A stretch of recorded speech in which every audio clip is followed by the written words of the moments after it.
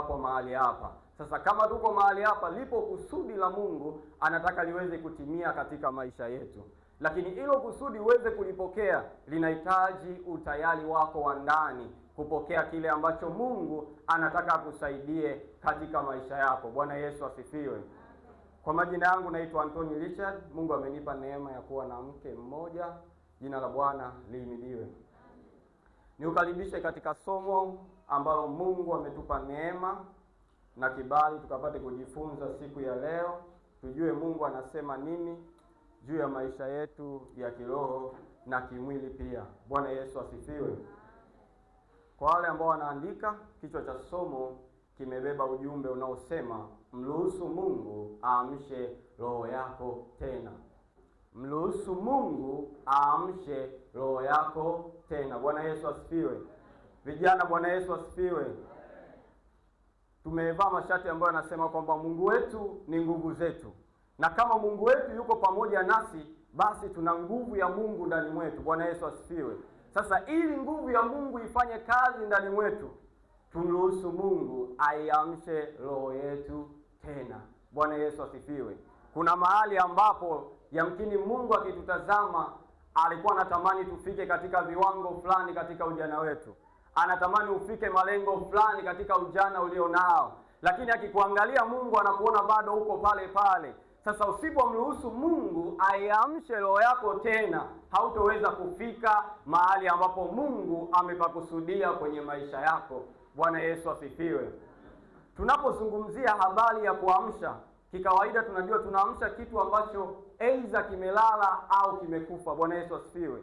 Uwezi ukaenda kumwamsha mtu ambaye anatembea au hajalala, inakuwa ni vigumu. Kwa hiyo tunapozungumzia habari ya kuamsha, tafasiri yake ni kwamba tunaamsha kitu ambacho kimelala au kufa kirudi katika hali yake ya mwanzo katika ufanyaji kazi.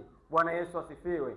Sasa Mungu aweze kutusaidia, lazima tumruhusu aamshe roho zetu zilizolala ndani yetu.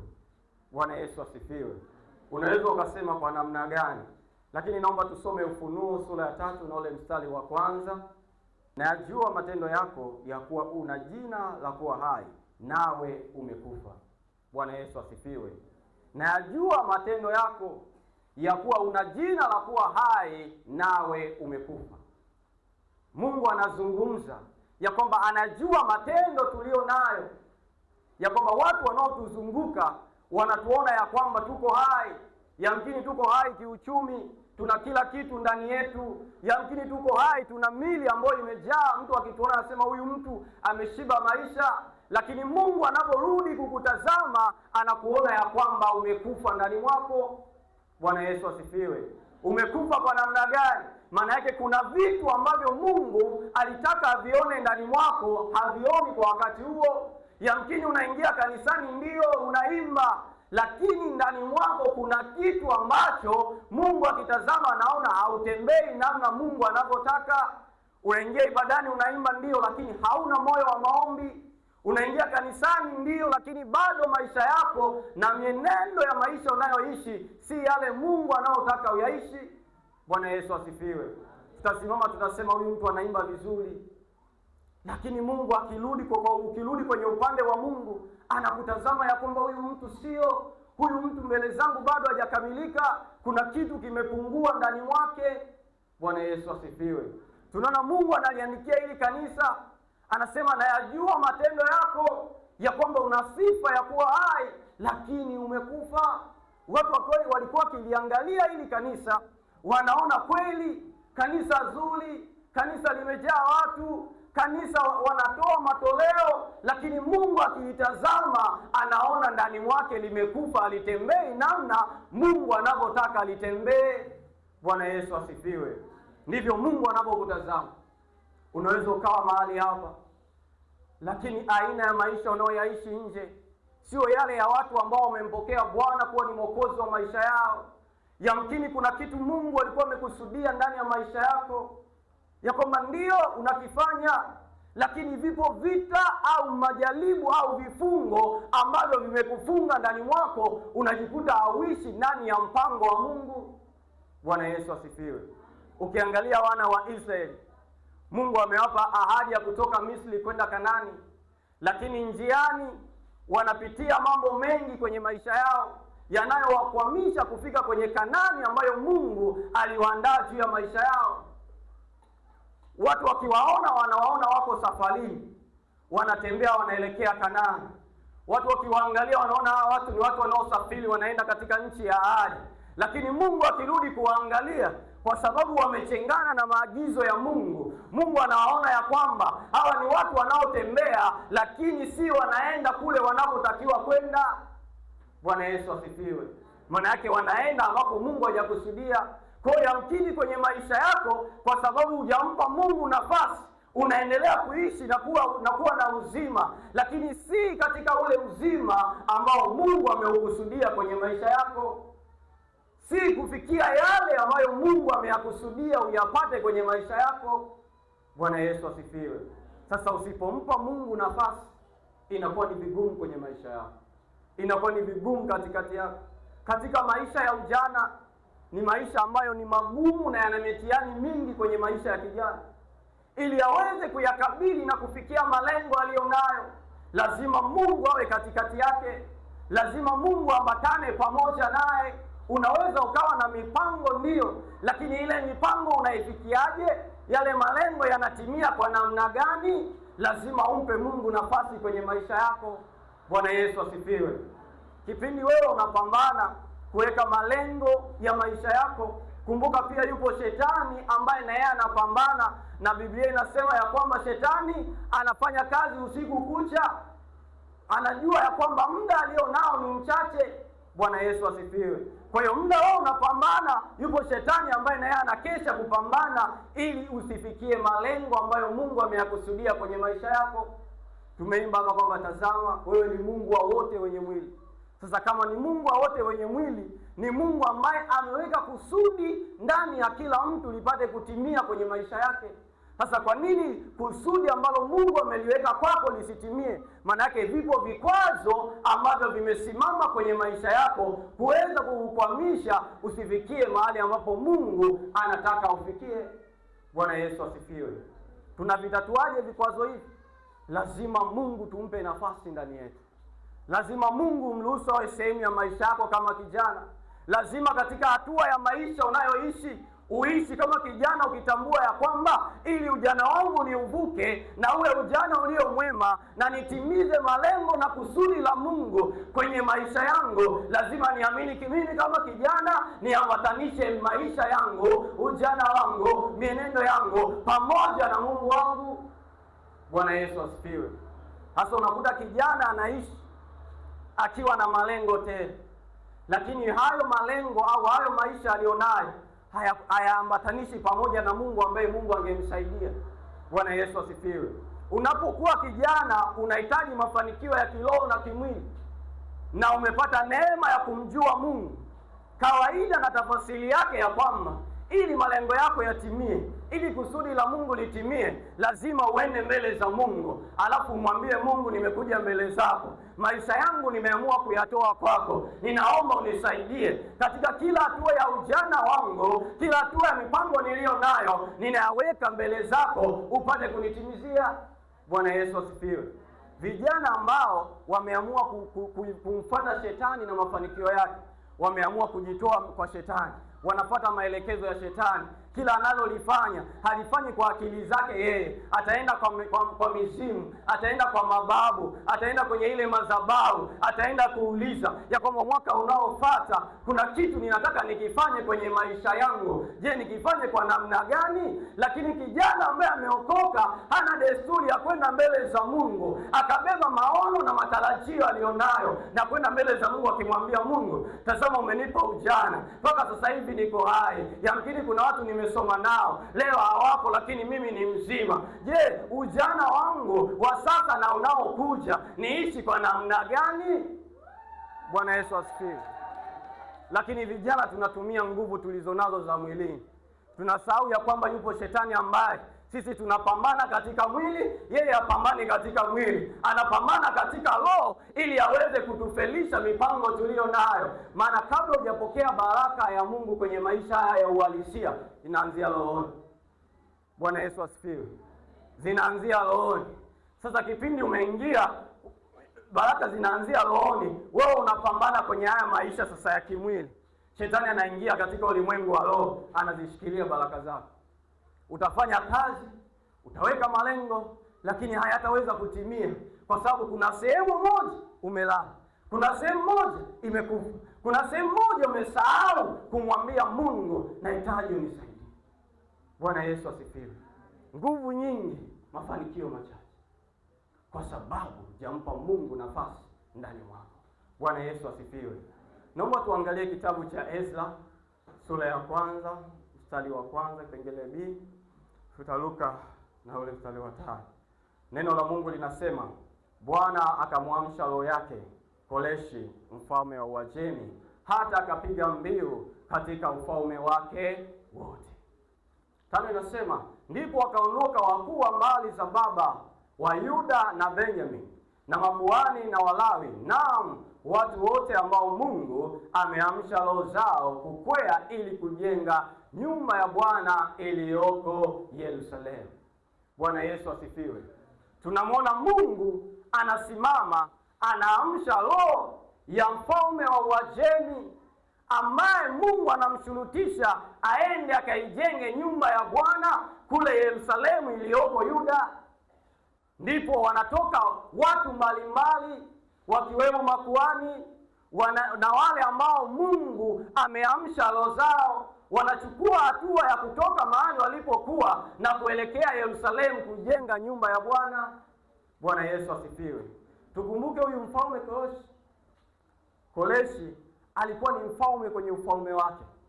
Baada ya Mungu kuiamsha roho yake, Mungu anamshurutisha atoke mahali alipokuwa aende akajenge nyumba ya Bwana. Sasa tunarudi katika swali la kawaida, kwa nini kipindi alipokuwa katika ufalme wake ni mfalme, alikuwa na mamlaka, alikuwa na uwezo, lakini kwa nini hakuwa na wazo la kwenda kujenga nyumba ya Bwana? Bwana Yesu asifiwe. Kwa nini hakuwa na uwezo wa kwenda kujenga nyumba ya Bwana? Alikuwa na nguvu, alikuwa na majeshi, alikuwa na watu mbalimbali wa kuweza kumsaidia kazi ya kila aina. Lakini baada ya Mungu kuiamsha roho yake, tunamuona anachukua hatua pamoja na watu wake kwenda kuijenga nyumba ya Bwana. Bwana Yesu asifiwe. Tafasiri yake ni kwamba pasipo kumpa Mungu nafasi, hautoweza kufanya kitu chochote kwenye maisha yako. Pasipo kumruhusu Mungu akusaidie, hautoweza kuona jambo lolote kwenye maisha yako. Yamkini kuna ugonjwa unakusumbua, ndio ni muda mrefu. Yamkini kuna kitu unakihitaji Mungu akusaidie. Pasipo kumruhusu Mungu aiamshe roho yako, hautoweza kuona matokeo yoyote kwenye maisha yako. Bwana Yesu asifiwe. Tunaona Mungu anaiamsha roho, inasimama, inaenda kufanya namna Mungu alivyokuwa amekusudia. Ndipo anakuja kusema, anatangaza mbiu kwenye ufalme wake. Anasema, Bwana amenipa kuwa mfalme juu ya ulimwengu wote. Bwana Yesu asifiwe. Baada ya Mungu kumwamsha roho yake, anasimama anasema kwamba Mungu amempa kuwa mfalme kwenye mataifa yote, kwenye ulimwengu wote. Maana yake ni kwamba Mungu akiamsha roho yako, una uwezo wa kufanya makubwa kwenye maisha yako. Mungu akiamsha roho yako, una uwezo wa kushinda vita ya shetani kwenye maisha yako. Mungu akiamsha roho yako, una uwezo wa kushinda ujana ulionao, usiwe sehemu ya shetani, bali uwe sehemu ya Mungu kwenye maisha yako. Bwana Yesu asifiwe. Lakini ukisema kwamba mimi nitatembea na elimu nilionayo, mimi nitatembea na nguvu nilizonazo, tukumbuke ya kwamba kipindi unaendelea kuishi, unazisogelea siku, unasogelea miezi, unasogelea miaka, nguvu za ujana zinapungua. Je, uzeeni utatembea na nguvu ya ujana? Bwana Yesu asifiwe. Lazima uanze kutengeneza maisha yako pamoja na Mungu. Lazima uamue kutembea pamoja na Mungu. Tunamuona Yusufu, Mungu anamuonyesha ndoto akiwa bado mdogo. Anamwambia ya kwamba ndugu zako watakuinamia, nitakupa ufalme, nitakupa uongozi. Bwana Yesu asifiwe. Yusufu anatembea. Yusufu anaendelea kuishi akipitia mambo mengi kwenye maisha yake. Lakini hakuwahi kumwacha Mungu, bali alijua huyu Mungu aliyomo ndani mwangu ndiye atakayenisaidia kufikisha ndoto nilizo nazo kwenye maisha yangu. Bwana Yesu asifiwe. Una ndoto ya kuwa daktari, una ndoto ya kuwa mtumishi, una ndoto mbalimbali kama kijana, una ndoto ya kuwa baba siku moja, una ndoto ya kuwa mama siku moja. Lakini je, ili kuifikia ndoto ulio nayo, hapa njiani unatembeaje? Bwana Yesu asifiwe. Yusufu akakutana na jaribu. Mke wa bwana wake akataka afanye vitu ambavyo Yusufu anajua vinamchukiza Mungu. Yusufu hakukubaliana na hicho kitu, akasema, je, nimkose Mungu wangu? Lakini vijana, dhambi inakuja mbele yako, unasema nitaambatana nayo, alafu Jumapili nitaenda kutubu. Bwana Yesu asifiwe. Sifa ya kijana ni kuikataa dhambi, maana nguvu ya Mungu imo ndani mwako, na hiyo nguvu ya Mungu ndiyo Mungu mwenyewe. Sasa ili uweze kushinda, lazima utembee katika ujana wako ukijiambatanisha pamoja na Mungu. Bwana Yesu asifiwe. Yusufu anafikia ndoto ile ambayo Mungu alikuwa amemuonyesha. Hakuifikia tu kwa njia nyepesi. Alichukua maamuzi ya kumpa Mungu nafasi ndani mwake, ya kumpa Mungu nafasi ya kwanza kwenye maisha yake, ya kwamba kila nilifanyalo nitalifanya kwa kumtazama Mungu ili niatimize mapenzi yake. Sitofanya kwa ajili ya kuulizisha mwili wangu, sitofanya kwa ajili ya watu wanaonizunguka waweze kunisifia, bali nitatembea na kuishi namna Mungu anavyotaka. Bwana Yesu asifiwe. Kitu kimoja ambacho vijana wengi tunashindwa ni watu ambao tunaishi maisha ya kutaka watu wengine watuone, yaani maisha ya kujionyesha. Hatutaki kuishi katika uhalisia wetu, kwamba mimi nimeokoka, ndio nitasimama katika nafasi ya wokovu huu nilionao. Mimi nimeokoka, ndio nitatembea katika misingi ya wokovu wangu ili nifikie malengo na kusudi ambalo Mungu amelikusudia kwenye maisha yangu. Mimi na ushuhuda mkubwa sana. Nilikuwa naingia kanisani kama wewe, lakini kipindi hicho nilikuwa chuo na naimba nyimbo za Bongo Flava. Na nilikuwa ni mtu ambaye nasuka. Kwa hiyo ikifika muda wa Jumatano, Jumapili nafumua nywele zangu, naingia kanisani kama wewe. Bwana Yesu asifiwe. Nilikuwa ni mtu naomba na ninafunga, lakini nilikuwa bado sijamjua Mungu. Nilikuwa bado sijamuelewa Mungu ni nani kwenye maisha yangu. Ila nafunga, sijashurutishwa na mtu kufunga, ninafunga, ninaomba. Lakini siku ilikuja ambayo sikujua ilikuwa. Mungu akazuia kinywa changu nisiimbe wimbo wowote wa Bongo Flava unaojua wewe. Badala yake, ili kinywa kifunguke, ni msifu Mungu. Baada ya hapo, nakumbuka ndio nimeweza chuo, nimerudi nyumbani. Mama ananiambia, "We, hizo nywele vipi?" Na mama, mimi nafuga tu nywele. Sisuki kwa sababu tu ya kuonekana, mimi nafuga tu nywele. Mama akanikemea sana, lakini sikuweza kuelewa. Bwana Yesu asifiwe. Lakini ikafika muda ndani mwangu nikasikia kushurutishwa ya kwamba hizo nywele kanyoe, na usinyoe sijui funky wala nini, kanyoe nywele ziwe za kawaida. Bwana Yesu asifiwe. Nikachukua hatua ya kutii ile sauti, nikafanya kama nilivyokuwa nimeelekezwa. Baada ya hapo nikaambiwa tena, kuanzia sasa hizi nyimbo hautoimba tena. Kama unaweza imba kwa ajili ya kunitukuza mimi tu. Bwana Yesu asifiwe. Hapo ndipo hatua ya maisha yangu ya ujana yakabadilika. Unaponiona na unafundisha hivi, si kwamba tu nilikuja nikaweza. Ni Mungu mwenyewe alifungua vitu ndani yangu. Nilikuwa sijui mimi kuhubiri. Nakumbuka nilipokuwa shule sekondari, nilikuwa sinaga hata habari. Nilipokuwa chuo kuna watu walikuwa wananifuata kwenye vipindi vya jioni vya maombi, njoo, lakini nilikuwa sina muda. Bwana Yesu asifiwe. Lakini Mungu nilipompa nafasi, akabadilisha vilivyokuwa ndani mwangu, akatengeneza mwanzo mpya kwenye maisha yangu. Bwana Yesu asifiwe.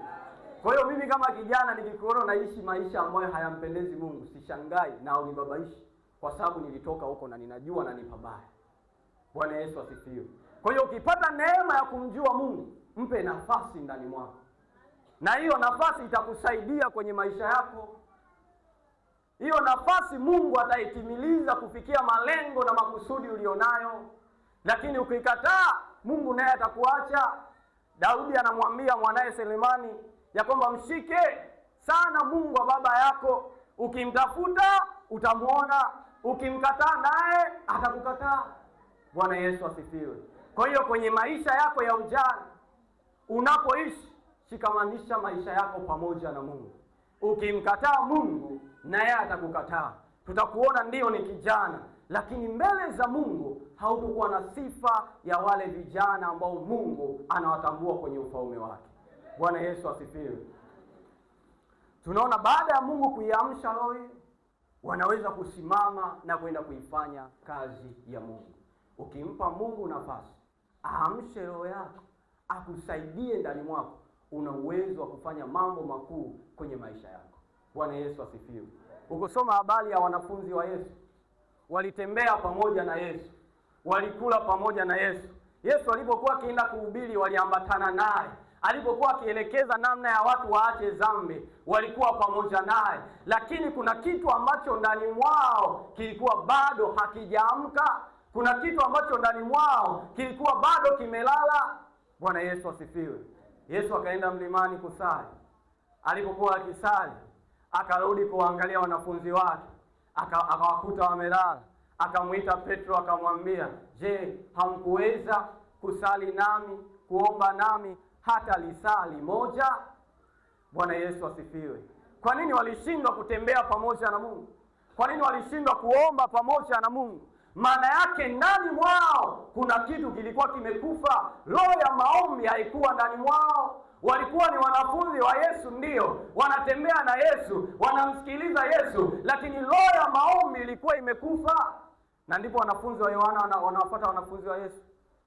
Wasema, "Je, wanauliza kwamba wanafunzi wa Yesu, sijajua kama ni wa Yohana au wa Yesu, walimfuata wakasema wanafunzi wa Yesu wao wanafunga na kuomba." Ndipo Yesu akasema, "Saa yaja." Bwana Yesu asifiwe.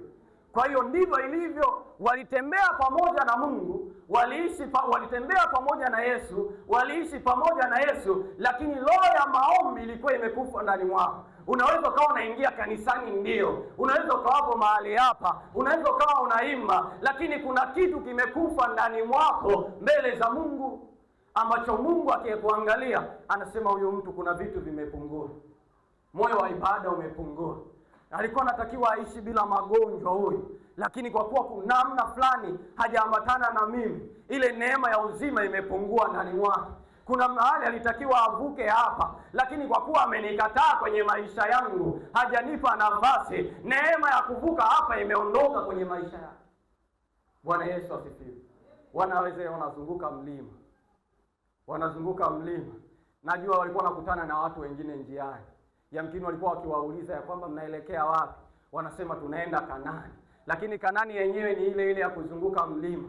Wanazunguka mlima, wanazunguka mlima. Wao wakijiangalia wanajiona tunaenda Kanaani, lakini Mungu akiwaangalia anawaona ya kwamba mbona wanazunguka mlima, mbona wafiki nilipokusudia. Ndivyo Mungu akikuangalia wewe, kuna kitu ambacho alikuwa amekusudia. Kuna namna Mungu alitaka akufikishe, kuna namna Mungu alitaka aachilie kwenye maisha yako, kuna namna Mungu alitaka aachilie kwenye familia yako. Akiangalia anaona ya kwamba kwa sababu umemkataa, umemnyima nafasi, bado unazunguka pale pale, bado unazunguka pale pale. Watu wakikuangalia wa nje wanasema umefanikiwa, unaendelea, kuna viwango fulani unavifikia, lakini Mungu akikuangalia anaona ya kwamba bado uko pale pale. Bwana Yesu asifiwe. Tunahitaji Mungu atusaidie, tunahitaji Mungu atuwezeshe. Tunaona wanafunzi wa Yesu waliposhindwa kuomba na Yesu hata lisali moja, kwa sababu kuna kitu kilikuwa kijaamka ndani mwao. Lakini tunakuja kusoma kupitia Matendo ya Mitume, baada ya Roho Mtakatifu kushuka mahali pale, akaamsha kitu ndani mwao. Tunaona wote wanasimama kwa nguvu ya maombi, wote wanasimama wakiomba, wote wanasimama kuifanya kazi ya Mungu ndani mwao. Bwana Yesu asifiwe. Kwa sababu roho yao imeamshwa tena, roho ya maombi imeamshwa tena, roho ya kumtumikia Mungu imeamshwa tena. Tunaona baada ya nguvu ya Roho Mtakatifu kushuka, roho zao zikajaa nguvu ya maombi. Tunaona wanaomba kwa lugha tofauti tofauti, wanaomba mpaka jamii nao wazunguka inasema yamkini hawa watu wamelewa, hawa watu hawajafaa, hawa watu hawaeleweki, asubuhi wanakunywa pombe. Lakini Mungu akiwaangalia anawaona kuna kitu kipya kimechipuka ndani ya mioyo yao. Bwana Yesu asifiwe. Na mimi ni maombi yangu kwa Mungu juu yako, kitu kipya kichipuke ndani ya maisha yako, kitu kipya kichipuke ndani ya roho yako, kitu kipya kichipuke katikati yako, kitu kipya kichipuke ndani ya uzao wako, kitu kipya kichipuke katika kila hatua ya maisha yako. Bwana Yesu asifiwe. Lakini tunapataje huo kitu kuchipuka? Lazima tuwe tayari kumruhusu Mungu. Lazima tuwe tayari kumkaribisha Mungu. Lazima tuwe tayari kutembea pamoja na Mungu. Ukisoma neno la Mungu, ukisoma neno la Mungu kupitia Ufunuo sura ya 3 na ule mstari wa 20, neno la Mungu linasema, tazama nasimama malangoni nabisha. Mtu akisikia sauti yangu na kufungua mlango, nitaingia kwake, nami nitakula pamoja naye, naye pamoja nami. Bwana Yesu asifiwe. Tazama nasimama malangoni nabisha. Mtu akisikia sauti yangu na kufungua malango, nitaingia ndani mwake, nitakula pamoja naye, naye pamoja nami. Sauti ipi tunaisikia hii? Ndio hii ya neno la Mungu. Ndio Mungu anazungumza na wewe kupitia neno lake. Ndio sauti ambayo unaisikia sasa hivi kupitia neno lake. Mungu anazungumza na wewe. Mungu anakuelekeza. Mungu anakufahamisha juu ya maisha yako. Je, sauti hiyo umeisikia? Ndio. Uko tayari kufungua mlango wa moyo wako? Uko tayari kufungua mlango wa moyo wako? Yakini Yesu anazungumza na wewe saa hii. Mimi sijui anazungumza nini. Anapiga hodi, unauliza nani? Anakuambia mimi Yesu. Yamkini unasema nenda zako bwana. Niache niishi maisha yangu. Bwana Yesu asifiwe. Wewe mwenyewe unao majibu kwenye moyo wako. Nini Mungu anazungumza na wewe muda huu? Nini Mungu anasemezana na wewe kwenye maisha yako? Neno lake umelisikia, sauti yake umeisikia. Inakwambia juu ya habari ya maisha yako. Inakwambia namna aweze kukusaidia. Na pia hajaishia tu kukuambia, amekuja hadi ndani ya moyo wako. Anagonga mlango, anahitaji nafasi. Anagonga mlango, anahitaji umpe nafasi akae kwenye moyo wako. Bwana Yesu asifiwe. Siku moja Yesu akawa katika kupita kwake akifundisha neno la Mungu.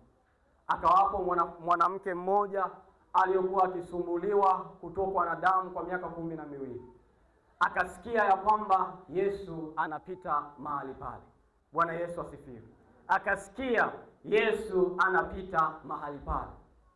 Na wewe umesikia Mungu anazungumza kwenye maisha yako. Sasa nataka wewe mwenyewe ndio utajua. Utachukua uamuzi kama huyu mwanamke aliyesikia sauti, aliyesikia kwamba Yesu anapita mahali pale. Na yeye ndani mwake anauhitaji Mungu aweze kumsaidia. Na ukiangalia katika jamii iliyokuwa ikimzunguka, tatizo alilokuwa nalo ni tatizo ambalo ulikuwa unatakiwa utengwe wala usigusane na mtu wa aina yoyote. Bwana Yesu asifiwe. Huyu mwanamke anasikia Yesu anapita mahali pale. Moyo wake anasikia kuna msukumo ya kwamba huyu Yesu nikimgusa hata pindo la vazi lake naweza kupona. Bwana Yesu asifiwe. Naweza nikapona. Nikigusa hata pindo la vazi yake naweza nikapona. Huyu mwanamke akawa anajipenyeza katikati ya umati wa watu wengi.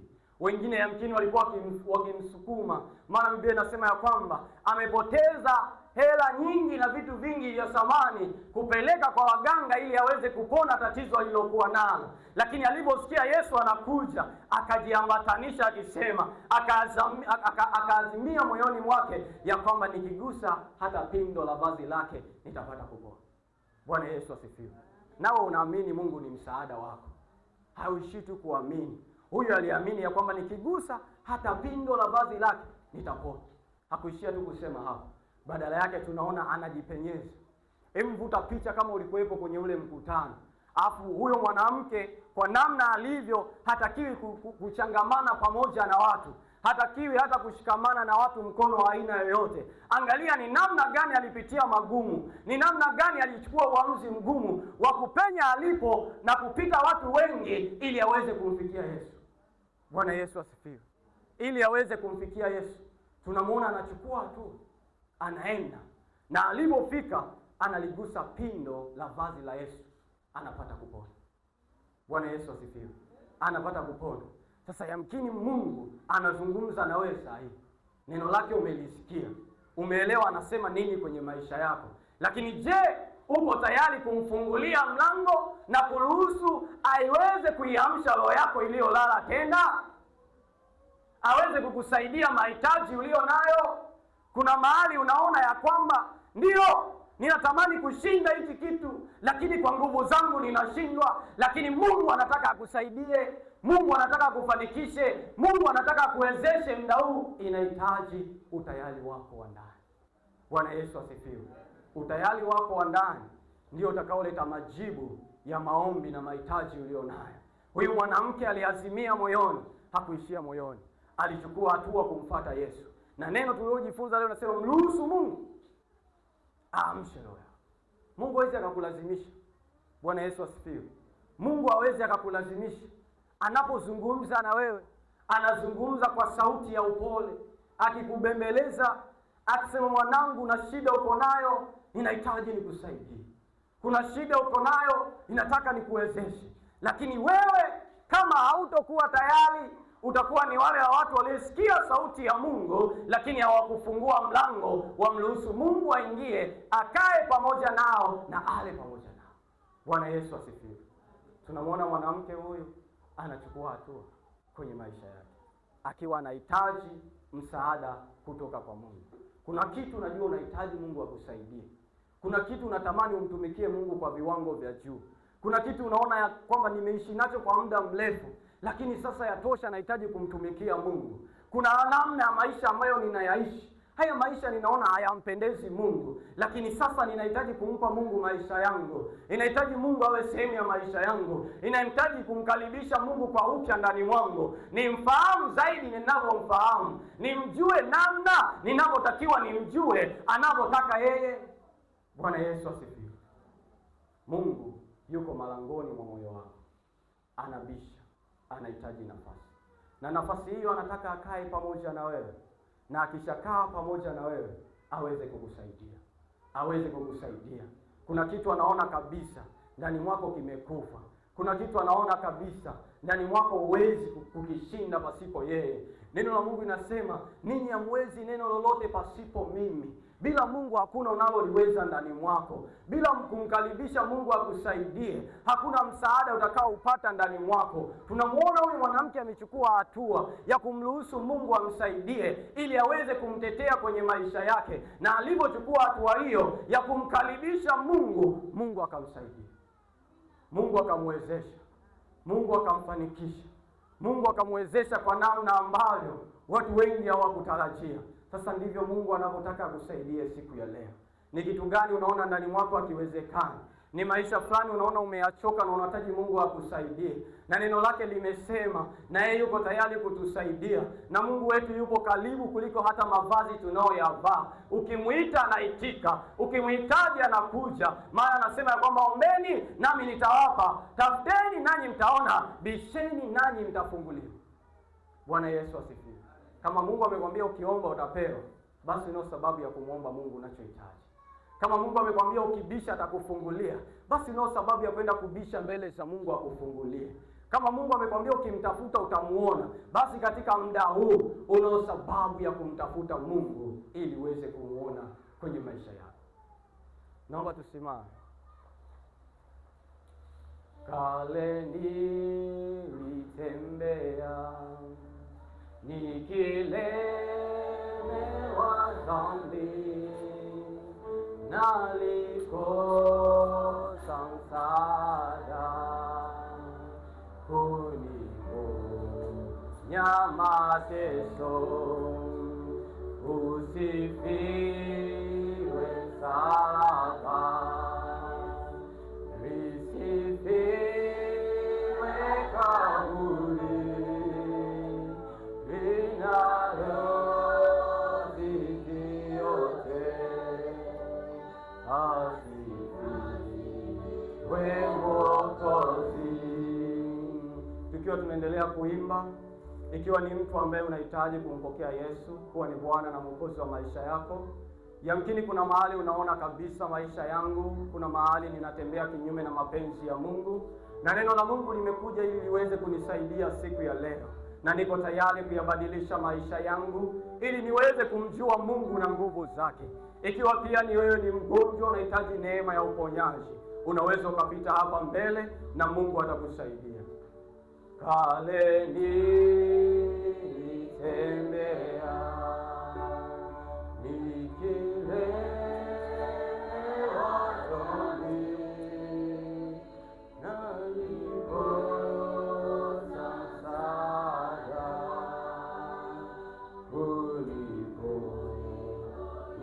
mateso, usifiwe